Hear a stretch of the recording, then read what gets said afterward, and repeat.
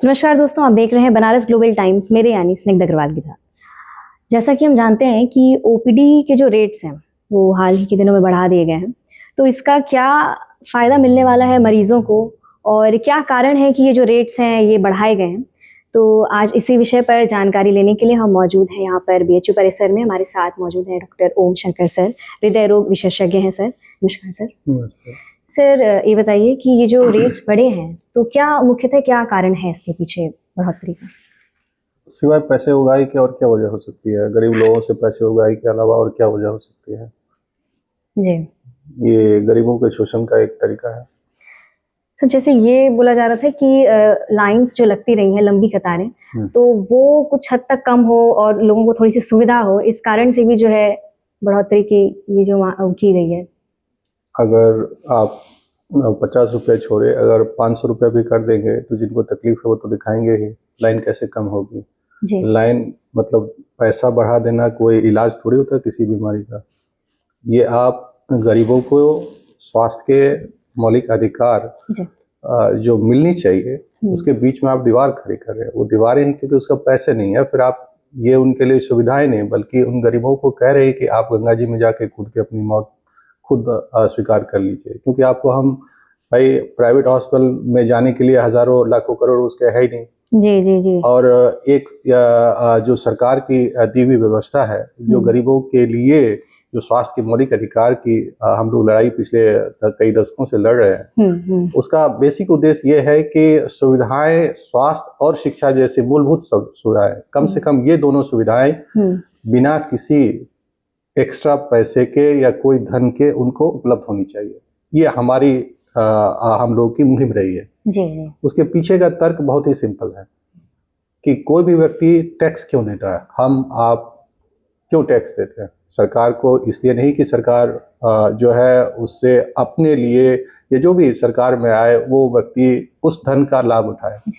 हम एक इन्वेस्टमेंट की तरह पैसा देते हैं। इन्वेस्टमेंट जैसे कि हम कोई इंश्योरेंस कराते हैं, तो हर महीने या हर साल हम कुछ इंश्योरेंस करने के लिए डिपॉजिट करते हैं और बदले में इंश्योरेंस कंपनी क्या करती है, हमको स्वास्थ्य या शिक्षा जैसी जो भी इंश्योरेंस जिस चीज़ के लिए भी हम कर रहे हैं वो मुहैया कराती है। ये सरकार की पूरी व्यवस्था टैक्स पर आधारित है और टैक्स डायरेक्ट और इनडायरेक्ट दो तरह की होती है। जरूरी नहीं है कि जो आदमी गरीब है वो टैक्स नहीं देता। इस देश का एक भी व्यक्ति नहीं है, चाहे वो भिखारी ही क्यों ना हो, जो टैक्स ना देता हो। अगर वो कोई भी सामान खरीदता है, कोई घड़ी खरीदता है, खाने की सामान खरीदता है, पीने का सामान खरीदता है, पहनने का सामान खरीदता है, जीने का सामान खरीदता है, कोई भी सही दवाइयाँ खरीदता है, तो वो टैक्स देता है। वो टैक्स पेयर है। सभी आदमी टैक्स पेयर है और उस टैक्स पेयर के लिए कोई ज़्यादा टैक्स हो सकता है, कोई डायरेक्ट इनडायरेक्ट दोनों दे रहा हो टैक्स, यानी इनकम टैक्स प्लस इस तरह के इनडायरेक्ट टैक्स जो खरीदने में आप देते हैं, जीएसटी और ये अलग अलग तरह के टैक्स। तो जब हर व्यक्ति टैक्स पेयर है, पैसा दे रहा है, तो ये अपने कम से कम दो मूलभूत सुविधाएं, स्वास्थ्य और शिक्षा, ये हर व्यक्ति को उपलब्ध होनी चाहिए और उसी पैसे को इन्वेस्टमेंट की तरह समझ के दिया जाना चाहिए। ठीक है? अगर हम उसके रेट को बढ़ा दें, उसके जांच के रेट को या फिर उसके पर्ची को रेट को बढ़ा दें, तो गरीब आदमी जो है अगर सरकारी अस्पतालों में आकर इलाज नहीं कराएगा, प्राइवेट के लिए वो अक्षम है, तो उसके सिवाय मौत, ये तो मौत का सेंटेंस देना हुआ ना। ये तो बहुत ही अमानवीय और बड़ा ही दुर्दांत तरह की चीजें हो गई ना। और सवाल ये नहीं है, सवाल ये है कि बनारस हिंदू यूनिवर्सिटी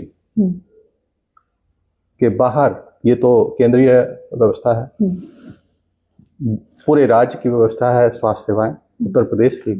वहां आप चाहिए कितने रुपए के पर्चे कटते हैं वहां पर?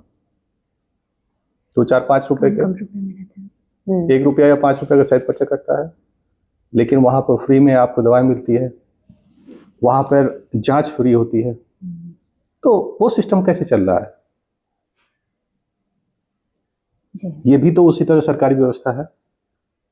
और यहाँ पर जब हम लोग आंदोलन नहीं कर रहे थे, तो जहाँ आप बैठे हैं इंस्टीट्यूट ऑफ मेडिकल साइंस, इसको 1 साल में सरकार के द्वारा चलाने के लिए 2 करोड़ रुपया मिलता था। कितना? 2 करोड़। और जब हम लोगों ने पिछले 1.5-2 दशकों से स्वास्थ्य के मौलिक अधिकार की क्रांति शुरू की, जी। तो कई बार हम लोग आंदोलन किए, तो सरकार ने आयुष्मान भारत जैसी योजनाएं लाई, जो कि एक उनके लिए इंश्योरेंस पॉलिसी जैसी है। पहले बिलो पॉवर्टी लाइन के लिए थी, पिछली बार जो आंदोलन किया मई में, उसके बाद 70 ईयर्स एंड उसके बाद irrespective of any caste, creed और इकोनॉमिक स्टेटस उनको दिया गया। तो बेसिक इस मूल संरचना की क्या है कि जो गरीब है, जो बेसहारा है, उसको भी स्वास्थ्य सुविधाएं जैसी मौलिक अधिकार मिलने चाहिए। वो जब हम लोगों ने आंदोलन शुरू किया तो बनारस हिंदू यूनिवर्सिटी को सालाना मिलने वाले 2 करोड़ जी। से बढ़कर अब आज के समय में 20 करोड़ नहीं, 50 करोड़ नहीं, 100 करोड़ नहीं, 200 करोड़ नहीं, 300 से 400 करोड़ सालाना मिल रहा है। मिलता पहले कितना था? 2 करोड़। अब कितना मिल रहा है? 300 से 400 करोड़। ठीक है, उस समय जांच अगर वो 100 रुपए में होती थी, आज 400-500 में वही जांचें हो रही है। ठीक वही जांच 400-500 में हो रही है। उस समय उसके साथ क्या होता था? दवाएं मिलती थी, खाने के लिए मुफ्त अस्पताल में मिलता था।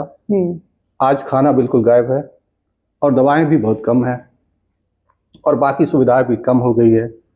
ये सब ऐसा हो क्यों रहा है? ये बड़ा ही गंभीर प्रश्न है ना, कि जब 2 करोड़ में ये सारी चीजें उपलब्ध थी तो ये 300-400 करोड़ में क्यों नहीं हो रही है?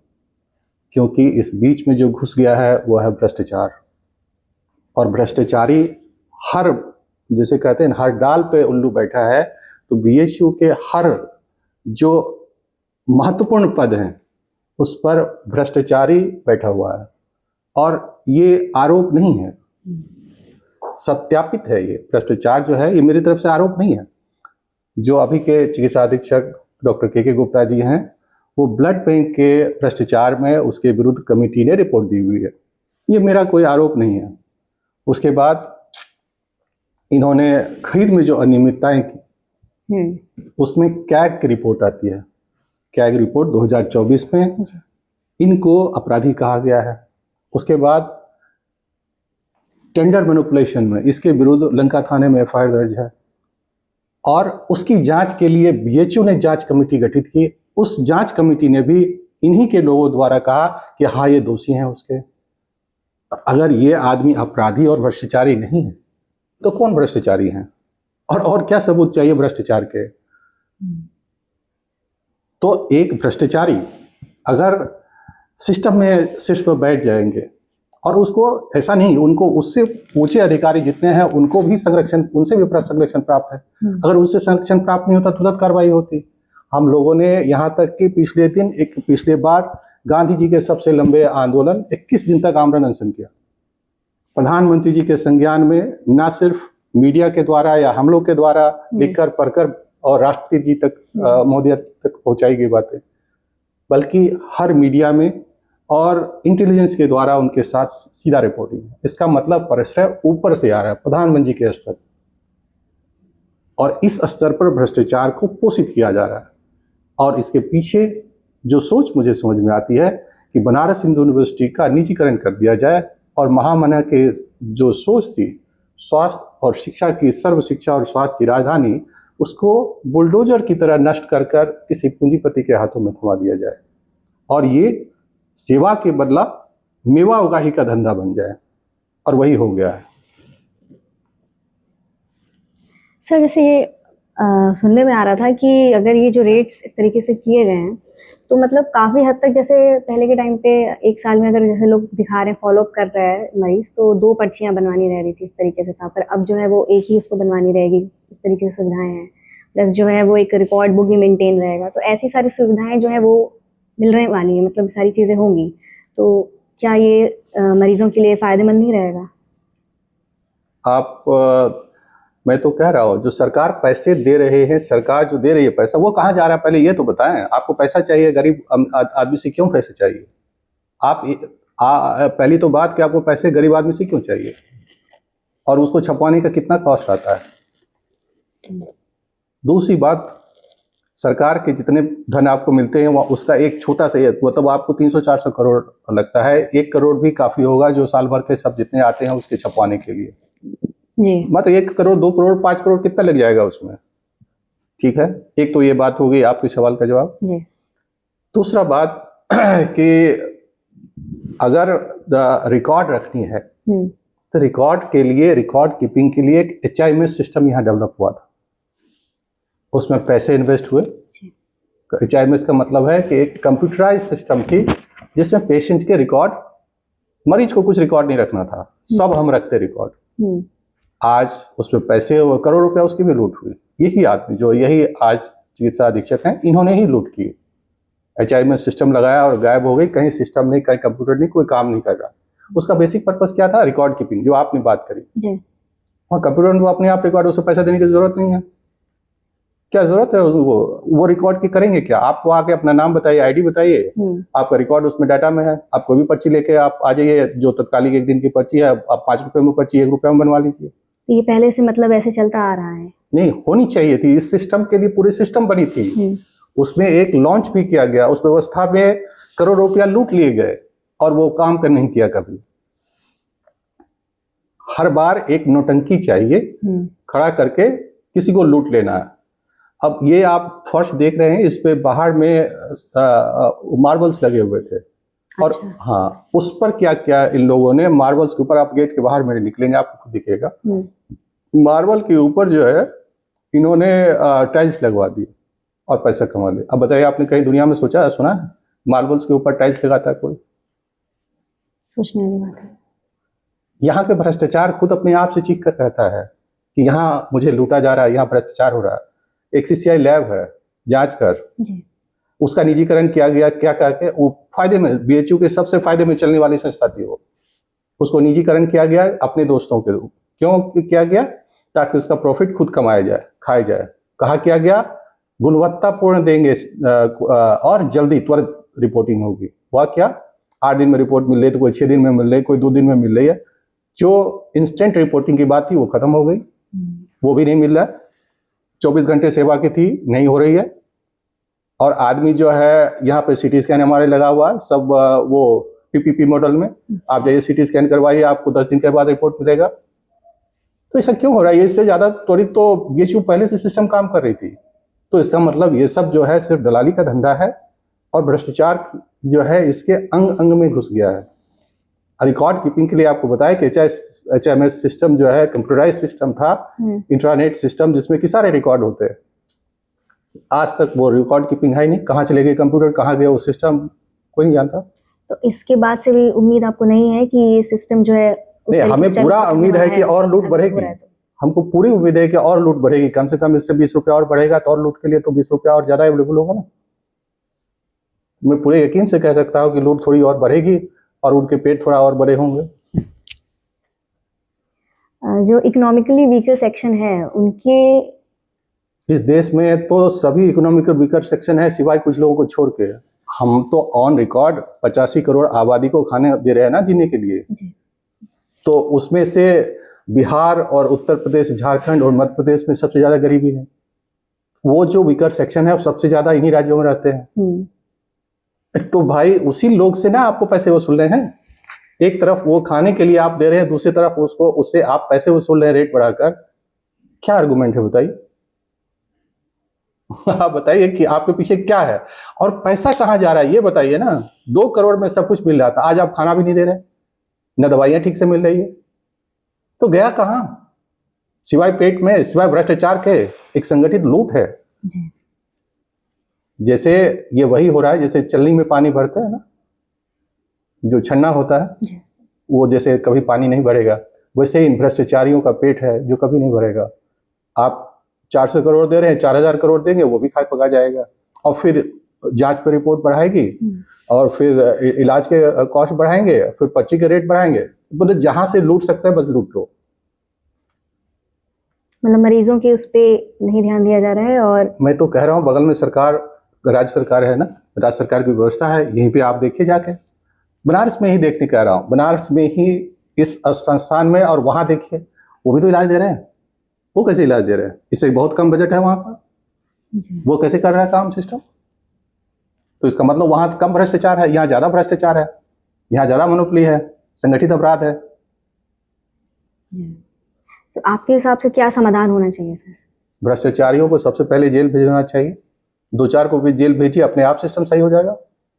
यहाँ तो लिखने पढ़ने आंदोलन करने के बाद भी भ्रष्टाचारी एकदम इसके डंके की चोट पर बैठे हुए हैं। और ये तभी हो सकता है, और ये सारे चीजें प्रधानमंत्री जी के संज्ञान में है, राष्ट्रपति के संज्ञान में है, राष्ट्रपति महोदया के भी संज्ञान में लिख चुका हूँ, ये प्रधानमंत्री जी के लिख चुका हूँ, स्वास्थ्य मंत्रालय को लिख चुका हूँ, शिक्षा मंत्रालय को लिख चुका हूँ, और यहाँ के खैर जो अधिकारी है उसको तो लिखता ही रहता हूँ। और इस सब के बाद ये भ्रष्टाचार चल रहा है, खुलेआम चल रहा है, डंके की चोट पे चल रहा है। आप देखिए ना, वो सारी एक एक ईंट जांच सब आपको चीखती हुई कहेगी। जो जांच घर का निजीकरण हो गया उसमें भी पैसे बढ़ाए गए, दुगुना दाम कर दिया, और भाग के वही 3-5 सुविधाएं, कुछ नहीं। खूब डंडा बजाया गया कि ये करेंगे वो करेंगे, रिपोर्ट ऐसी होगी वैसी होगी, कुछ नहीं हुआ, खाली लूट के अलावा कुछ नहीं हुआ। और वो जिसको मिला है वो एक ब्लैक लिस्टेड कंपनी है। मतलब भ्रष्टाचार के मॉडल का अगर कोई स्टडी करना है आपको, तो बनारस हिंदू यूनिवर्सिटी को मॉडल बना लीजिए। इससे बड़ा भ्रष्टाचारी मॉडल आपको कहीं नहीं मिलेगा। यहाँ जितने भी अधिकारी हैं, जो रिस्पॉन्सिबल आदमी है, टॉप से लेके बॉटम तक हर आदमी भ्रष्टाचारी है। कोई भ्रष्टाचार कर रहा है, कोई भ्रष्टाचारी को संरक्षण दे रहा है, तो जो भ्रष्टाचारी को संरक्षण दे रहा है ऑब्वियसली वो भी भ्रष्टाचारी है, बिना पैसे के तो वो भी संरक्षण नहीं देगा। क्यों देगा? अगर वो बेईमान नहीं है तो किसी भ्रष्टाचार जिसके ऊपर, भाई एक आदमी की नियुक्ति 3 साल के लिए मैक्सिमम होती है, यहाँ के वाइस चांसलर की नियुक्ति सिर्फ 3 साल के लिए होती है, लेकिन एक आदमी है जो तत्कालिक नियुक्ति, तत्कालिक मतलब टिल फर्दर ऑर्डर, 10 दिन 20 दिन 50 दिन के लिए है, वो आदमी लगातार 4 साल से ज्यादा समय से, 4.5 साल से बना हुआ मेडिकल सुपरिटेंडेंट। क्यों बना हुआ? कैसे बना हुआ? इतने सारे आरोपों, इतने आंदोलनों के बाद भी। तो ये है इस देश का विकास मॉडल, जो आज चारों तरफ फल फूल रहा है। मेन बात सर कि जो भी गरीब पेशेंट्स, जो भी लोग आते हैं यहाँ पे, जो भी मेन है, तो उनके हित में जो भी उनको जिस तरीके से भी वो फायदे उनको हो पाए और इलाज उनका कम से कम पैसे में हो, ऐसी सारी सुविधाएं मिलनी चाहिए। और तो यही तो आंदोलन है भी मेरा, ज्यादा से ज्यादा जो यही तो हम लोग का आंदोलन है। स्वास्थ्य के मौलिक अधिकार मतलब यही है जी, कि कोई भी बंदा अगर अस्पताल के अंदर आता है और इलाज करके बाहर निकलता है, तो 1 रुपया भी उनका उस समय नहीं लगना चाहिए, क्योंकि उन्होंने पहले से इंश्योरेंस करा रखा है। रोज आपको देता है टैक्स में, तो सरकार चलाने के लिए, सरकार के कुछ और मौज मस्ती के लिए तो नहीं टैक्स देते ना हम लोग। भाई हम लोग जो सक्षम वर्ग है वो तो अपना इलाज करवा लेगा, लेकिन जो अक्षम है कम से कम उसको तो अधिकार दे दीजिए। और मेन जो यहाँ पे इलाज करवाया जा रहा है वो उनके ही बेनिफिट के लिए लोग यहाँ पे आते हैं। जो गरीब आदमी के लिए यहाँ भी आपने बैरियर खड़ा कर दिया, तो कहाँ जाएगा? आप बताइए। आप एक तरफ करें 50 रुपया दीजिए पर्चा खरीदने के लिए, और दूसरी तरफ आप कहते हैं कि रोज खाने के लिए उसके पास पैसे नहीं है। भाई दोनों चीजें कैसे सही होगी? सर ये बताइए कि जो रेट्स बढ़े हैं, तो इसमें पेशेंट्स की क्या राय है? किसी से आपसे बातचीत जैसे हुई हो तो उन्होंने अपनी क्या इसमें बताई है, प्रतिक्रिया क्या दी है? पेशेंट दुखी है ऑब्वियसली, क्योंकि उस बेचारे के पास तो पैसा ही नहीं है। किसी से कर्ज लेके वो आता है, ज्यादातर व्यक्ति तो वही होते हैं जो आस पड़ोस से कर्ज लेके आते हैं। और वो अगर मान लिया जाए पहले अगर 100 रुपया कर्ज लेके आते थे, तो अब 120 रुपया कर्ज लेके आना पड़ेगा। और जो लाइंस का जो हो रहा था, हवाला दिया जा रहा है कि वो उसमें कम होगा, और नहीं, लाइंस कम होगा नहीं तो नीड तो खत्म नहीं हो जाएगा। भीड़ अभी भी वैसे, नीड खत्म हो, बीमारी खत्म हो जाएगी लाइन लगा कम होने से। तो इसका मतलब हम उसको फोर्स कर रहे हैं कि आप बिना इलाज के मर जाओ, ये तो कर रहे हैं ना। प्राइवेट अस्पताल में जा नहीं सकते और सरकारी अस्पताल में सुविधा नहीं दे रहे हैं, तो उनका क्या होगा? ये तो क्रिमिनल ऑफेंस है ना भाई। आखिर भाई एक मानवीय तौर पे वो टैक्स पेयर है, आपको टैक्स दे रहा है, कम से कम उसका तो आपको भरपाई करना पड़ेगा ना, उतना तो करिए।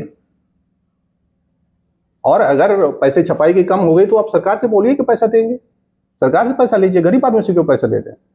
केंद्र सरकार को बजट बना कर दीजिए, वो आप छपाई के या छाप के देंगे। और वो सब छाप छुप वाला तो कहानी खत्म हो गई, अब तो डिजिटल युग है।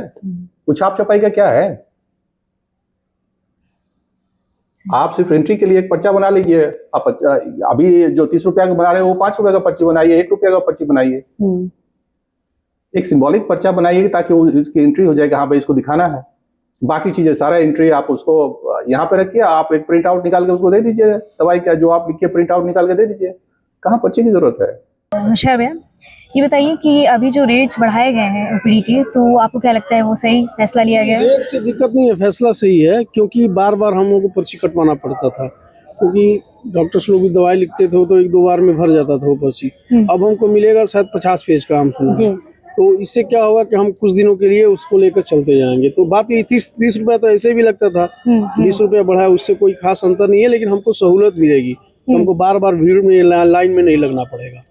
तो अभी जिस तरीके से आप बता रहे थे कि काफी लंबी यहाँ पे हाँ, लाइन जैसे कि लगी हम हुई थी आपको। आयुष्मान के लिए हम लोग खड़े हैं यहाँ पे, देखिए 6 घंटे से यहाँ लाइन है, महिलाएं खड़ी हैं, हम लोग खड़े हैं, पति पत्नी पारिवारिक, फिर भी यहाँ लाइन नहीं हट रही है। यहाँ पे कुछ देर बैठ रहे हैं, फिर उठ के चले जा रहे हैं।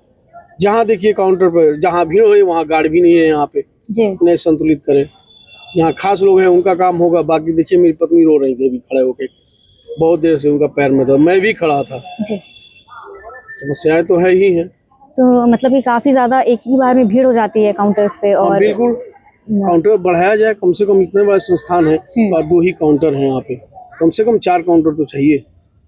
तो ये जो रेट की बढ़ोतरी हुई है, इसकी वजह से आपको लगता है कि कुछ ये समस्या हल होगी अभी आगे नहीं, चल इस समस्या से कोई मतलब नहीं है। सबसे बड़ी समस्या ये तो ठीक है, ये जैसा हुआ मान लीजिए कि लंबा पर्ची चलेगा, यहाँ बार बार खड़ा नहीं हो, पंजीकरण के लिए आना नहीं होगा, लेकिन और भी जो ये समस्या है ये तो बनी रहेगी ना। काउंटर की समस्या, इसको तो और बढ़ाना चाहिए काउंटर। आपका क्या कहना है इसमें? मतलब हमारा ये कहना है कि आयुष्मान भारत का जो ये काउंटर है, यहाँ पे काउंटर 2 होना चाहिए, क्योंकि महिला पुरुष एक ही लाइन में लग रहे हैं, एक ही कर्मचारी हैं। ये महिलाओं का अलग होना चाहिए, पुरुषों का अलग होना चाहिए। और रात को 2 बजे से लोग लाइन में लग जाते हैं, बहुत दूर दूर से लोग आते हैं, कोई बिहार से आ रहा है, कोई जौनपुर से आ रहा है, दूरी से आ रहे हैं लोग, रात को लगे रहते हैं। इसकी वजह से बहुत समस्याएं यहाँ हो रही हैं। और सब चीज तो ठीक है, जो दवाएं हम लोग को 6,000-7,000 में मिल रही हैं, आयुष्मान कार्ड का रजिस्ट्रेशन करा लेने के बाद थोड़ा मेहनत तो हो रहा है, लेकिन एक बार अगर रजिस्ट्रेशन हो जा रहा है तो सारी दवाइयाँ हम लोग को फ्री में मिल रही हैं, जांच भी फ्री हो रहा है, सब चीज़ सही है। लेकिन यहाँ आयुष्मान कार्ड में रजिस्ट्रेशन कराने के लिए बहुत परिश्रम करना पड़ रहा है। इसका काउंटर अगर अलग अलग हो जाए तो काम आसान हो जाएगा। तो जो लाइन्स जो वही उस तरीके जो से लाइन है वो अलग थोड़ा कम बना हो दें। जाएगी जी। तो दोस्तों अभी हमारी बातचीत हो रही थी डॉक्टर ओम शंकर सर से, जो कि हृदय रोग विशेषज्ञ हैं, और उनका कहना है कि ये जो ओपीडी की रेट्स बढ़ाई गई हैं, ये बीएचयू प्रशासन द्वारा धन उगाही का एक जरिया है, क्योंकि इससे मरीजों पर जो आर्थिक बोझ है वो और बढ़ता है, ना कि कम होता है। तो उनका ये कहना है कि रेट्स को बढ़ना नहीं चाहिए था और उसकी जगह और कम होना चाहिए था। तो ये जो हुआ ये सही नहीं है। और इसी एवज में अगर हम देखें कि बीएचयू प्रशासन द्वारा ये जो बढ़ोतरी की गई है रेट्स में, तो उनका कहना ये है कि इससे मरीजों को फ़ायदा होगा और जो लाइंस लगती रही हैं ओपीडी में पर्ची के लिए, तो उसमें कमी आएगी। और जो पर्ची साल में 2 बार बनवानी पड़ती थी वो 1 बार बनानी पड़ेगी, और भी कई सारी सुविधाओं का हवाला दिया गया है। तो इस तरीके की बातें कही गई हैं। तो आपको क्या लगता है कि क्या ये जो रेट्स बढ़े हैं ये सही है, या जो डॉक्टर साहब ने हमसे बात करी उनकी जो बातें हैं उन्होंने बताया कि इस तरीके से नहीं होना चाहिए था, वो सारी बातें आपको लगता है सही? तो जो भी आपकी राय है उसको आप हमारी वीडियो में नीचे कमेंट करके ज़रूर बताइए, और हम जानना चाहेंगे कि आप क्या सोचते हैं कि ये जो रेट्स बढ़े हैं वो सही हुआ है ये चीज़ या गलत हुई है। तो इस बारे में आप अपनी राय हमें ज़रूर दीजिए। धन्यवाद।